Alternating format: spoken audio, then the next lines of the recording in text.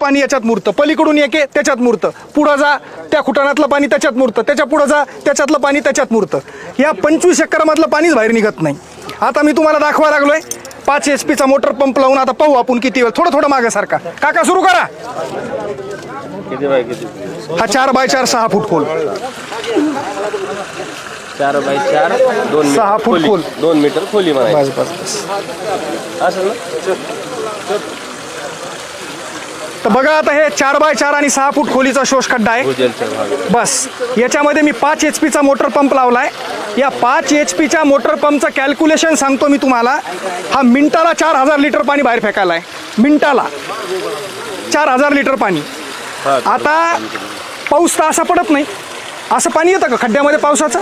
पाऊस सर्व दूर पडणार, हळूहळू पाणी वाहत वाहत खड्ड्यामध्ये पडणार.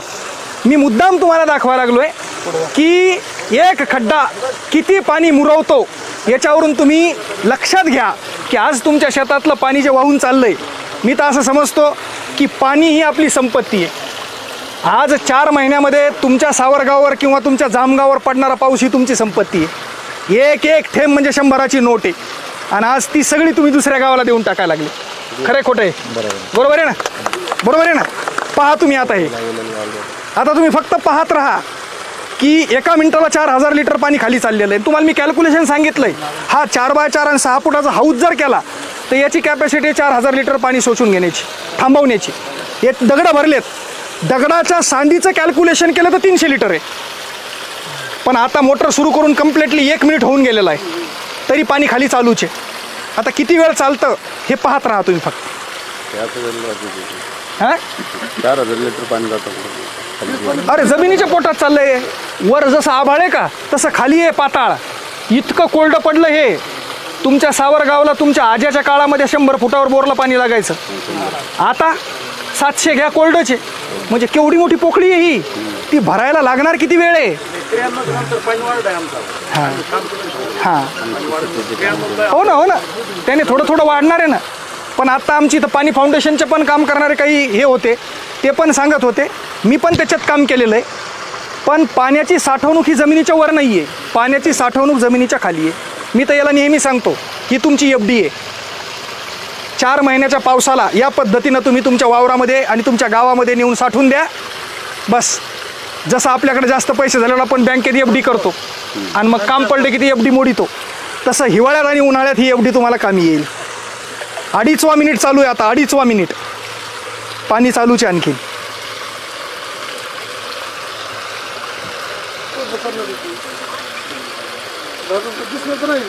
काय काय भरण ना आता काही वेळानं भरण ना. पान तुम्ही भरलं घ्या पाणी बघून.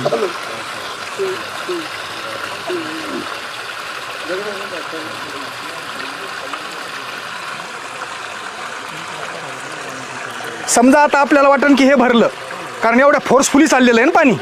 पावसाचं ते एवढ्या फोर्सफुली पडत नाही. आता ही 5 HP ची मोटर आहे, ती 1 HP ची मोटर आहे. ती मोटर सकाळपासून चालू आहे, तरी खड्ड्यातून ते भरच ना, ते खालीच चाललंय, कारण त्याचा फोर्स कमी आहे ना. पावसाचं पाणी ॲक्च्युली त्याच पद्धतीने येत असतं खड्ड्यामध्ये.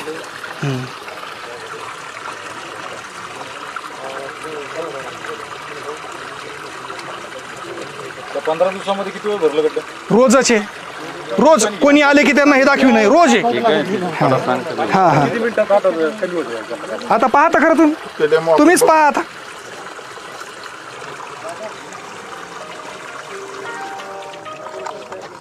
थांबा ना, चालू राहू द्या ना. काऊन बंद केली? चालू राहू दे. थोडं मामा मागे सारखा तुम्ही.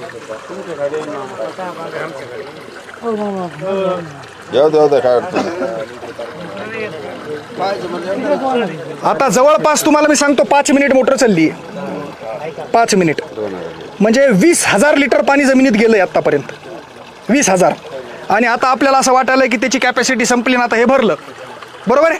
बस आता आपण बंद करू आणि सगळेजण टोकावर लक्ष द्या किती वेळात पाणी खाली चाललंय. बंद करा आता. येत नाही तिकडे.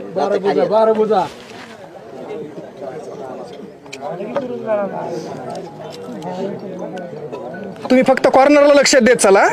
ते कॉर्नरला तुम्हाला कळण पाणी कसं कसं खाली चाललंय तर.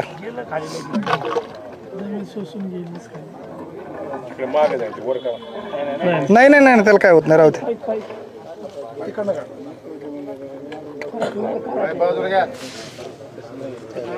पहा कुठं होतं पाणी, कुठं आलंय.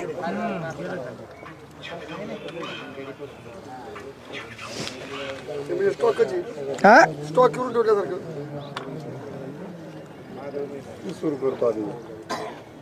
ते पहा फक्त तुम्ही, कॉर्नर पहा, कॉर्नर.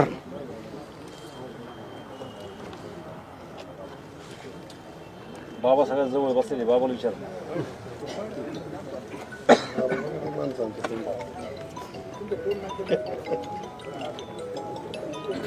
यात खाली मोठा दगड आहेत का जरा? मोठाले दगड आहेत. हे वर गिट्टी टाकलेली आहे, बाकी एवढाले दगड आहेत. आमच्याकडे दगड भरपूर निबार स्टोन पिवळा दगड कधी न जिजणार. हा हा तुम्हाला दाखवलं त्या दिवशी. वेगवेगळे थर आहेत का? कशाचे? नाही नाही, ओबड धोबड दगड टाकून दिलेले आहेत. थर नाही, हे फक्त वरतून छोटाले छोटाले दगड टाकलेले आहेत. माती खाली हा. होऊ नये. तुम्ही असे छोटाले दगड टाकावं म्हणून पण काही मान नाही. आता आपण जिकडे जाऊ का आश्रमात, तिथं एवढे मोठाले दगड टाकलेले आहेत. घरी एकरस खटा खांद्या शेततळ्यात ह्याच्यात येईन का? पाझर तलावाने पाणी जाईल का? मग पाझर तलाव कशाला 5,000 तलाव? काय गरज आहे 5,000 तलावाची? तुमच्या एरीत फुल चालल्यावर काय करायचं? कशाला 5,000 तलाव? तुमची हिर 12 महिने चालल्यावर तुम्हाला तळ्यात जायचं काम आहे? नाही नाही, आपले पारकारी छोट्याले छोट्याले तळे. गरजच नाही काही, गरजच नाही काही. विहिरीला झालं तलावाची गरज काय? वडे तुमच्या नित्तळ पाण्याने वाचन. आणि तलाव वड्याला प्रत्येक पंचायत राहील. शेतकऱ्याला आहेत. बघितलं का डॉक्टर साहेब? होय, तलाव काय प्रत्येक हा? शेतकऱ्याला आहे. चमत्कार का नाही? जेवढं पाऊस पडत तेवढं भरण तेवढं. बघा ना तुम्ही. अहो संध्याकाळी पाऊस पडल्यावर म्हणजे अशी परिस्थिती होती की कधी जर का पाऊस जास्त पडला तर माणूस रात्री आलं ना अशोक भाऊ, तर आमच्या ह्या खालच्या कुटाऱ्या कमरा इतक्याला पाणी असायचं. आणि सकाळी आलं तर पाणीच दिसत नव्हतं. कुठे रे ते कारहाड्याचे शेतकरी? कुठे? धनंजय, अनिल. बरं बरं बरं. सर पावसाळ्यात पाणी गेल्यावर मध्ये थांबतं का जमिनीच्या पोटात? थांबतं का म्हणजे? हळूहळू येतं विहिरीमध्ये. हळूहळू येणार नाही विहिरीत. आता हे जे पाणी आहे का, आपल्याला वाटत असेल मी 20,000 लिटर पाणी इथं आता वेस्ट केलं, गेलं विहिरीत. या 25 एकरमध्ये त्याला बाहेर निघायला जो सोर्स आहे तिथूनच ते बाहेर निघतं. पाईपलाईन तयार झाली. ऑटोमॅटिक आहे ते खालच्या पाईपलाईन तयार. एकदा पाणी आल्यावर मग जमिनीमध्ये समजा 10 एकर शेती आहे, हा पाणी मुरलं, हा विहिरीमध्ये 2 महिन्यात आलं समजा. हो. मग पुढे काय? पुढे काय म्हणजे? म्हणजे पाणी परत पाणी पोटामध्ये राहतं का? अहो पाणी पातळी जर वाढली तर ते पोटातच राहणार ना, स्टोरेज आहे ना ते. हे साऱ्या गावांनी खाली केलं तर लाईन साऱ्याला चालू फायदा आहे. हे बघा, ही योजना सगळ्या गावासाठी आहे. शेजाऱ्याला जाईल. गावानं केलं, पाहिजेच नाही. सगळ्यांना फायदा आहे. एक साधा उदाहरण आहे तुम्हाला मी सांगतो. आज तुमचं सावरगाव आहे आणि जामगाव आहे, तुम्ही 2 गावाहून आलात. आज तुमच्या गावात पाऊस पडतो, बरोबर आहे, वाहून चाललाय. जर अख्ख्या गावाच्या शिवारामध्ये जर आपण असे प्रत्येक एकरामध्ये 1-2 शोषखड्डे जर केले तर तुमच्या गावातलं पाणी वाहून जाईल का? तुमच्याच गावाच्या शिवारामध्ये जाईल. अहो मी नेहमी सांगतो, जसं घरी आपल्या पिण्याच्या पाण्यासाठी आपल्याकडं कुणाकडं रांजण आहे, कोणाकडं फिल्टर आहे, कोणाकडं माठ आहे, कोणाकडं डेरा आहे. रोज घरातल्या एका माणसाला तो भरून ठेवावा लागतो. सांडायला हाऊत केलेला आहे, कपडे धुवायला टाकी करलेली आहे. जर एखाद दिवशी हे काहीच जर भरलं नाही, पाणी सुटलं नाही, प्यायला पाणी भेटन का? सांगा ना मला तुम्ही. आंघोळीला पाणी भेटन नाही ना. आणि आज तसंच आहे ना, सावरगावचे लोक खुशाल बसलेले आहेत, टँकरची वाट पाहत. 4 महिन्यात सगळे झोपलेले आहेत, चट पाहून पाणी वाहून चाललं. तुमच्या जामगावचे सगळे वाहून चालले. उदाहरण सांगायला मी, प्रत्येक गावची कंडिशन आहे. जर हे कार्यक्रम आपण केला तर तुमचं पाणी एकही थेंब वाहून जाणार नाही, सगळं जमिनीमध्ये जाऊन स्टोरेज होणार आहे. जसा घरात माठण रांजण हाऊ दे, तसा तुमच्या सावरगावच्या खाली हे तुमची साठवणूक. बरोबर आहे की गोष्ट? आलं का लक्षात? आणि मग समजा जर का आज काय झालं, प्रत्येक शेतकरी पण हे करू शकतो. आता मला इथं 25 एकर शेती आहे, मी 25 एकरमध्ये 30 खड्डे केलेत. आमच्या गावात कुठंच नाही आणखी. माझी विहीर 24 घंटे चालू आहे, 1 एकर रानचे बळडं नाही. बरोबर ही गोष्ट आज प्रत्येक शेतकरी पण करायला लागलाय. यांच्या इथं आपण गेल्या वर्षी काम केलं ना. हो हो, आता हे बघा, थांबा ना, ते त्यांना बोलू द्या ना. तर त्यांच्या इथं लेबर पाण्याअभावी कुठं जात होतं? पुण्याला जात होतं. विचारा ना त्यांना. कोणतं गाव? हे खांडवी म्हणून गाव आहे यांचं. यांच्या गावाला मागच्या वर्षी आम्ही हे कार्यक्रम केला. भाऊ आपल्या मनरेगाच्या 3 वर्षापासून विहिरी होत्या, कोलट्या ठेवून होत्या ना. एका सीझन मध्ये अक्षरशः तुम्हाला मी सांगतो त्यांच्या गावाचं आर्थिक उत्पन्न कुठे गेलं आणि किती पाणी आलं त्यांनाच विचारा. त्यांनाच विचारा, ते सांगतील तुम्हाला सविस्तर माहिती. त्यांच्याकडे स्वतः बगीचा आहे. लिंबुनीला पाणी तुम्ही जलतारा व्हायच्या अगोदर कशानं आणलं? टँकरनं पाणी कुठून आणलं? तळेवून आणलं होतं ना इकडून, सृष्टीच्या तळ्यावर. हो. का केवढ्याला टँकर पडत होतं ते तुम्हाला? आता आपलं टँकर घरचं होतं तरी भरायला 500 रुपये लागायचे ना तुमच्या घरचं टँकर. आता आम जनतेनं परिस्थिती यायची नाही, समजा झाडाला पाणी घालण्याची, अशा लोकांनी काय करायचं? 1200-1300 पर्यंत पडतं मग टँकर. आता गेल्या वर्षी तुमची इथं जलतारा झाला तर त्याचा रिझल्ट काय आला? तुम्ही एकदा ह्या जे आलेत आष्टी संघातले जे लोक आहेत त्यांना एकदा सांगा. आता मी पहिला परिचय देतो माझा. मी अशोक हरिभाऊ बरकुले, राहणार खांडवी, परतूरच्या जवळ 7 किलोमीटरवर गाव आहे. एक दिवस आपले सर खांडवीला आले होते. आमच्या आर्ट ऑफ लिव्हिंगमध्ये आमचा संपर्क होता सरचा, श्री श्री रविशंकरच्या निमित्ताने. तर खांडवीला आल्यानंतर त्यांनी मंदिरामध्ये बैठक घेतली की बाबा आपल्याला असा कार्यक्रम राबवायचा. आता सरपंच म्हणून मी हजर राहिलो, कार्यक्रम राबवायचा सरचे माझे संबंध आहेत म्हणून मी ह्या दृष्टिकोनातून राबवला. मला काही बाकी फायदे माहीत नव्हते, पण कार्यक्रम घ्यायचा तर मग माझं 40 एकर शेत आहे गावाला लागून. तर एकरी एक खड्डा. आमचे शिवबंधू जे आवडे हे आमच्या तिथं आले सगळेजण. त्यानंच रानाचा उतार काढा. मी रानाचा उतार बी पाहिला नव्हता, त्यानंच उतार काढा, त्यानंच JCP पाठवली, खड्डे खांदले. माझ्या गावात मनरेगाचे जवळपास 200 विहिरी झालेल्या आहेत. त्या विहिरीचा दगड पडलेला होता. ते दगड फक्त आम्ही दाखवून त्याला हा दगड आहे म्हणून आणि ट्रॅक्टर दिलं, त्यांनी आणून ते खड्डे भरले. जवळपास माझ्या गावामध्ये 1400 खड्डे झाले. रिक्वायरमेंट 2100 खड्ड्याची आहे, पण सरनं थोडं दुसऱ्या गाव ॲडजस्ट केल्यामुळे आमचं थोडं लांबलं. तर माझी जमीन 40 एकर आहे, चिबडी जमीन आहे. जास्त पाऊस काळ झाला तर चिबड 3 कडीनं पीक, जिथं जिथं पाणी साचतं तिथलं पीक जातं, आणि कमी पाऊस काळ झाला तरी पीक जातं. आता यावर्षी अनुभव मला डबल असा आला आता की यावर्षी उन्हाळ्यात आमच्या इकडे अवकाळी पाऊस झाला सर. आपले खड्डे झाले, अवकाळी अनुभव तर नव्हता आपल्याला, पण अवकाळी पाऊस झाला. त्या पहिल्या एका पावसातच त्या खड्ड्यामुळे आमच्या जमिनीची पाणी पातळी थोडी वाढी, 5-5 फूट पाणी जमिनीला आलं. त्यावेळेस तुम्ही आले होते. नेमकी वसंतची विहीर झाली होती, तेव्हा नाही वसंत. म्हणजे विहीर म्हणजे रांजूनच होता ते आपला, त्याला पाणीच नव्हतं, पण त्याला 5-7 फूट पाणी आलं. ते उन्हाळ्यामध्ये बाज टाकून झोपलेले फोटो आहेत आपल्या विहिरीत. 70 फूट विहिरीमध्ये दोरीनं उतरायचा तो, उन्हाळ्याच्या टायमाला झोपायचा. आणि खरी गोष्ट विहिरीत झोपलेला आहे माणूस तो. कारण ते मोटर आहे ते राहायच्या चोऱ्यापासून याच्यापासून सांभाळण्यामुळे कारण काय असू. त्यानंतर यावर्षी अतिवृष्टी झाली. 2 फरक सांगतो. उन्हाळ्यात थोड्या पावसात विहिरीला पाणी आलं, म्हणजे आलेलं पाणी वाया गेलं नाही, ते डायरेक्ट खड्ड्यात आपल्या पर्क्युलेशन मध्ये आलं.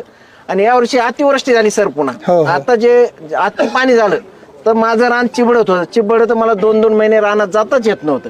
त्या खड्ड्यामुळे ते चिबडी पाणी धरायचं. तुमच्याकडे पाणी धरणे म्हणतात ना, पाणी आम्ही चिबड म्हणतो त्याला. पण यावर्षी आता आपल्याला वेळ नाही, पण मला तेच म्हणत विनंती, आपल्या इथं शेतात जर पाहिलं ना तर माझे 4ही कोपरे आता सध्या हार्बर पीक हे आपल्याकडं फळबाग आहे काही, तर फळबाग पण जोपली. 4ही कोपरे सारखे पिकले चिबडी जमिनीमध्ये सुद्धा.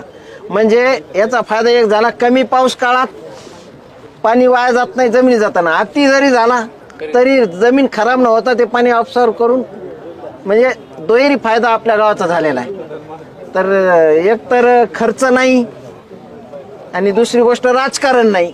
सरची जी तळमळ आहे ती फक्त आपल्या सरपंचांना जे बोलले त्यांनी की त्याचं राजकारणाचा विषय नाही, याच्यात फक्त शेतकरी कसा समृद्ध व्हावा ही सरची पण आमच्या तळमळ असते, नेहमीच तळमळ असते. पण आम्ही थोडं दुर्लक्ष केलं होतं, काय चाललेलं ते होत असते.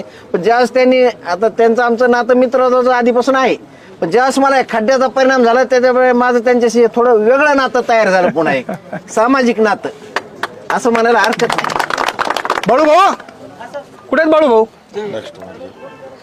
या. बाळू भाऊ तुम्ही, हे आमच्या इथून 20 किलोमीटर परतूरनं पाणी डम्पिंग केलेलं आहे आज पण आता मागच्या जेव्हापासून आम्ही याचे कार्यक्रम घेतले जलताराचे, आज आमच्या रोजी म्हणजे दरवर्षी मला नोव्हेंबर-डिसेंबरला आमच्या विहिरीला पाणी नसायचं. नावीला जाणं फळबाग काम करतात मग. पण आज रोजी असं झाली की आता पण तुम्ही माझ्या शेतात चला, 5ची मोटर कम्प्लीट 8 तासच्या वर चालते, परत दुसरी तेवढंच पाणी आहे. इतका फायदा की त्याच्यामुळं गोरगरिबांचा पण खूप फायदा झाला. आता काही शेजारी करू आपण करत नाहीत, त्याला पण त्याचा रिझल्ट यावेळेस कळला. कारण माझी जमीन म्हणजे चिबडाची जमीन, पावसाळ्यामध्ये जास्त पाणी झाल्यामुळं ते शोष खड्ड्यामुळे ती जमीन सगळी पूर्ण सुपीक झाली, विशेष म्हणजे याच्यापेक्षा, कारण पाणी खाली झिरपलं गेलं. आज त्याचा आम्हाला इतका फायदा आहे की आज आम्हाला कुठं पण आता सध्या आमच्याकडं पाणी ते पण चालू करायचं काम पडलेलं नाही आम्हाला. एकच वर्षाचा आम्हाला त्याचा रिझल्ट आला. इतका फायदा आहे. तुम्ही फक्त यामध्ये एकच करा, सर्वांनी तन मनाने हे काम करा. थोडंसं हे बाजूला ठेवा, कारण गाव म्हणले नाही तर मग तुम्हाला काही फायदा नाही. उगा ते एकच्या लोटून बघा, तुम्हाला मी तिथंही सांगितलं, तुम्हाला असा नेता भेटलाय की मी नाही पाहिलं आणखीन. आता मी 5 वर्ष झाले त्या क्षेत्रात काम करतोय, म्हणजे तसं 12 वर्षापासून करतोय. आणि मी काय फक्त पाण्यावर काम करत नाही, मी आर्ट ऑफ लिव्हिंगचा प्रशिक्षक आहे. गाव निरोगी करण्यासाठी आम्ही शिबिरं घेतो, गाव व्यसनमुक्त करण्यासाठी शिबिरं घेतो, गाव तणावमुक्त करण्यासाठी शिबिरं घेतो. मी महाराष्ट्र शासनाच्या 3 कमिटीवर आहे. आता पोपटराव पवारांच्या आदर्श गावावर मी आहे. ह्या सगळ्या गोष्टीमध्ये काम करतो आम्ही. तर मी असा माणूस नाही पाहिला आणखीन की जो 2-3 ट्रॅव्हल्स करून लोकांना पाठवायला लागला इथं. त्या दिवशी काय म्हणले अण्णा मला, सर बोलताना त्या दिवशी पाहिलं ना तुम्ही, ते म्हणले माईची शपथ सर तुमचा कार्यक्रम लय जबरदस्त आहे, मी कधीच कोणाचा व्हिडिओ पाहत नाही, मी रोज तुमचा एकदा व्हिडिओ पाहतो. सचिव साहेब तुम्ही होते ना त्या दिवशी, स्वतः मुख्यमंत्र्यांना सांगत होते की नाही तुम्ही साहेब वेळ द्या, ही खूप सुंदर योजना आहे, गरीबाला परवडणारी आहे. लक्षात घेतलं का तुम्ही एक गोष्ट? हा, श्रीमंत शेतकरी तर काहीही करीन, तुम्हाला मी सांगतो. आज मला एवढे मोठमोठ्या लोकांचे फोन येतात. आता मी परवाच्या दिवशी पुण्याच्या माजी महापौर भोसले, राजलक्ष्मी भोसले म्हणून आहेत, त्यांच्या फार्म हाऊसवर चाललोय. ती बाई मला गाडी पाठवू लागली इथं आणायला, तुम्ही फक्त या मला मार्किंग करून द्या. अरे मी म्हणलं मी इथून सांगतो तुला कुठं करायचा खड्डा, नाही नाही नाही तुम्हीच पाहिजेत. मोठाले शेतकरी काही करू शकतात, पण सर्वसामान्य शेतकरी, आणि म्हणून मी म्हणतो की गाव एकत्र या. तुम्हाला एवढ्या मोठ्या माणसाचा सपोर्ट आहे. मी त्या दिवशी मेजर तुमच्या देखत म्हणलो की अण्णा आपल्याला JCB मशीन लागतात. अहो सर सांगावं तुम्ही किती JCB पाठवायचे तर. पण इथं आपल्याला गावाला एकत्र येणं खूप महत्वाचं आहे. तर आता आपण हे तर तुम्ही सगळे पाहिलात, हे प्रेरित झालात. इथं येणारा माणूस एक विचार करून जातो, कोणता माहिती आहे का, गावानं करू का न करू मला मोह करायचं. बरोबर ही गोष्ट. आणि मग असाच विचार जर सगळ्यांनी केला आणि गाव जर एकत्र आलं आणि अख्ख्या गावानं जर केलं तर भाऊ आज खांडवीची परिस्थिती किती बदलली. सर्वसामान्य माणसं काय करू शकत होते. म्हणजे सर जे रिकामे पोरं बसवत होते ना, किंवा जे पुण्याला नाशिकला कामाला जात होते, ते पूर्ण पोरं गावात कामाला लागले पाण्यामुळे. अहो साधी काम राहिलं नाही. इथून पुढे आमच्या गावात कामच नसायचं. जे रिकामे पोरं असायचे ते डायरेक्ट पुणे मुंबई, शिकलेले पोरं सुद्धा जायचे ना. आता पाण्यामुळं सगळे पोरं. अरे साधी गोष्ट हो, समजा मला सांगा तुम्ही एका घरामध्ये बाप आणि त्याला 2 पोरं आहेत आणि पाणी 24 घंटे, बाप दिवसा दारे धरायला, पोरं संध्याकाळी धरायलेत. पाण्या राहिलेला माणूस मामा कोणी थांबन घरी, कोणीच नाही थांबणार. म्हणून मी तिथंही सांगितलं की शेतीला जर समृद्धी आणायची असेल तर पाण्याशिवाय दुसरं साधन नाहीये. आणि मी तर तुम्हाला मी सांगितलं ना, मी 8 वर्ष बाकी असताना नोकरी सोडली, मी 24 घंटे हेच काम करायला. 200 पोरं आहेत माझ्यासोबत याच्यासारखी. बस जिकडं बोलावतात तिकडं आम्ही जातोय आणि शेतकऱ्यांना हे करून देतोय. जी मदत लागेल, जे मार्ग. एक तुमचं वाखाण्यासारखं तुमचे हे जे पोरं आहेत ना, हे आम्हाला बी झोपू देत नाही. नाही तर सरस काम करताय. आता हे जे येतं हे सरची जशी तळमळे तशी या पोराची तळमळे, यानं मला कधी झोपू दिलं नाही. आलं की ह्या इथं जायचं तिथं जायचं, याचा जर एकदा अनुभव आहे ना, अशी टीम मिळणं बी तुम्ही तुमच्यात एक कला म्हणा, तुम्ही योग्य नाही. ती कला सगळी गुरुजींची आहे. कारण आपण या कार्यक्रमामध्ये आम्ही ज्या ज्या गावात हे कार्यक्रम करतो त्या त्या गावात शिबिर कंपल्सरी घेतो. कारण मला माहिती आहे, अरे वा जागरूकता नाही.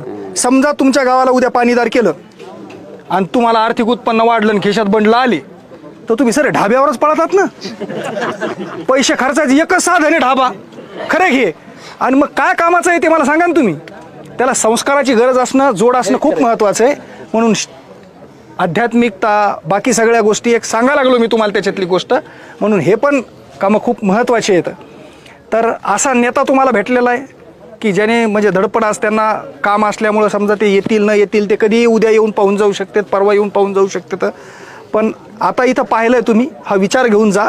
याच्यानंतर मेजर आता आपण पुढचा टप्पा, हे जे काही तुमचे 2 गावं आले तर एक मीटिंग करू, या गावाचा आराखडा तयार करू आणि कशा पद्धतीनं पुढं जायचंय काम करायला त्या पद्धतीनं आपण काम करू. जेवढे सरपंच आलेले तेवढे बी एक अण्णाच्या अध्यक्षतेखाली एक कार्यक्रम आपण तिथं घेऊ आणि त्याच्यावर आपण मग सगळं नियोजन करू की मग आमचे पोरं कधी पाठवायचे, सर्वे कसे करून घ्यायचे, तर मशीनची व्यवस्था कशी करायची आहे. बरोबर आहे. दगड तर आपापल्या गावामध्ये सगळ्यांकडं उपलब्ध आहेत. आज यांचं उदाहरण सांगतो मी. यांच्या गावात 200 मनरेगाच्या विहिरी होत्या आणि लोकांचे गंज होती दगडाची. फायदा झाला. त्या शेतकऱ्याला वाटत होतं आमचं दगड कोण नाही, आम्हाला रान काढायचं. दगड खाली करा म्हणत. यांनी 20 ट्रॅक्टर लावले होते. जी मशीन आमचे काम करायची ना, दिवसभर काम करायचे. सकाळी 6ला मशीन सुरू झाली की संध्याकाळी 6ला ऑपरेटर बदलायचा. 12 घंट्यात ऑपरेटर काम करायचा, मशीन बंद करायचं होतं आम्ही. मग 6 ते रात्री 10 वाजेपर्यंत 20 ट्रॅक्टर त्या गांजावर पाठवायचे. बस ते रोडरनं भरणार, म्हणजे ट्रॉली टाकणार, हायड्रॉलिक येणार आणि भडभड टाकणार. हे हायड्रॉलिकनं टाकलेले दगड आहेत. त्याच्यानंतर आमच्या एका माणसाने याला फिनिशिंग केली आणि फायनल केलं. आलं लक्षात? बस इतकं सोपं आहे. तर हे सगळं आपण एकत्र आलो, त्याला 3च गोष्टी लागतात. JCB मशीन, दगड आणि मार्किंग करणं, प्रबोधन करणं आणि याचा डाटा कलेक्शन करणं. तर ती जबाबदारी मी घेतलेली आहे. आमचे 20 पोरं मच्छिंद्रनाथ गडावर मी ठेवून देणार आहे 3 महिने. बस फक्त जेऊ घाला. बस आलं लक्षात? बस त्यांना मी गावं वाटून देणार की सावरगाव तुमच्या 5 जणांकडं, जामगाव 5 जणांकडं. बस तुम्ही जाणे, सर्वे करणे, मार्कआउट करणे. बस तुम्ही वैयक्तिक शेतकरी त्यांच्यासोबत येणे. बस JCBची व्यवस्था, दगडाची व्यवस्था गाववाल्यांनी सगळ्यांनी मिळून लावायची. बरोबर आहे? बस. आणि आम्ही तर असं करतोय, त्याच शेतकऱ्याच्या शेतात काम करतो जो दगड भरायला तयार असेल. नाही तर शेतकऱ्याची जात बाई का साधी आहे का काय? आम्हालाच म्हणे ते शेतकरी तुम्हीच भरा, तुम्ही खांदलं तर खरं आहे की नाही? हा, तर दगड पण टाकणं खूप महत्वाचं पाहिजे ना. हा, तर या सगळ्या गोष्टी आता हा चमत्कार आहे. पलीकडच्या साईडला पण एक शोष खड्डा आहे, तिकडचं पाणी तिकडं जातं. एकच उद्देश आहे, 25 एकर मधला एक थेंबही या 4 वर्षात बाहेर गेला नाही. म्हणून 40 फुटाची विहीर 24 घंटे चालू तुमच्या समोर. किती हे खड्डे बघितलं अगोदर कशी असायची तुमची? 2019ला डिसेंबरमध्ये कोल्डी ठण होती. हिरवं पान नव्हतं इथं कुठे, हिरवं पान. 2019ला कधी खांदलेली ही विहीर आमच्या आजोबाने खांदलेली आहे. अशीच विहीर माझी होती, सरला दाखवली. 93 टिप कसं पाहिजे? नाही 92-93ला खूप पाणी होतं. हा, प्रचंड पाणी होतं. मोठा चालणाऱ्या विहिरीत नाही. हा, मोठावर चालणारी विहिरी ते काय हौद. पण त्याच्यानंतर जी पाणी पातळी खोल गेली कारण भोकाड पाडू उपसीनं चालू आहे, भरणं कुठं चालू आहे. तर ह्या सगळ्या गोष्टी झालेल्या आहेत. आज तुम्हाला मी सांगतो, अशा उन्हाळ्यामध्ये आता हे 12 महिने पाणीच वाटत नाही याचं. बोरमध्ये तर मोटर टाकलं नाहीत आणखीन आम्ही. कालच परवाच्या दिवशी एक बोर चेक केला. म्हणजे परवाच्या दिवशी बटन टाकलं होतं, तर आता पाईप कमी पडले म्हणून बोर बंद केलाय इकडं आणायला. कंटिन्यू चालू होता, 48 घंट्यापासून एकच धार चालू होती. आणि मला गॅरंटी नाही ते, मी तर त्याच्या पुढे सांगतो, एका गावाला जर 100% काम झालं, एका गावाला 2 वर्षामध्ये 2 पावसाळ्याच्या सीझनमध्ये ते गाव 100% पाणीदार होणार. बोरची मशीन आणा, एका पानाड्याला दाखवू नका बोर कुठे घ्यायचा. मी सांगतो, ती मशीन थांबविता आणि तिथं भोकाडपाडा नाही पाणी लागलं तर पैसे मायकून घेऊन जायचे. एवढी गॅरंटी मला 100%. या सगळ्या गोष्टी आहेत. तर असं प्रत्येक एकरामध्ये 1 खड्डा 2 खड्डे.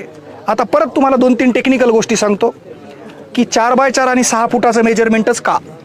6 फूट ज्या शेतामध्ये मुरुम लागतो, पण मुरुम जर 4 फुटावर लागला तर तिथं आपण 2 खड्डे करतो.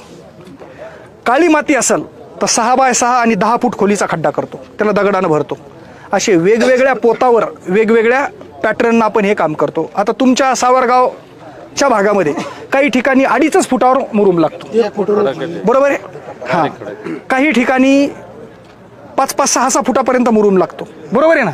तर मग अशा ठिकाणी आपण त्याचा सर्वे करून हे सगळे मेजरमेंट ठरवतो. म्हणून तर ते टेक्निकल गोष्टीला महत्त्व आहे.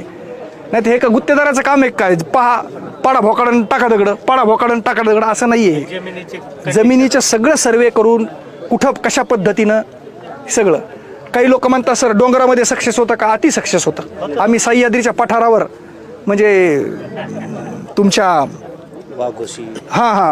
खंडाळा पारगाव म्हणजे जिथं सह्याद्रीचे सगळे हे येतं, तानाजी मालुसरेचं गाव, यसाजी कंकचं गाव, यांच्या गावाला आम्ही मागच्या वर्षी कामं केली.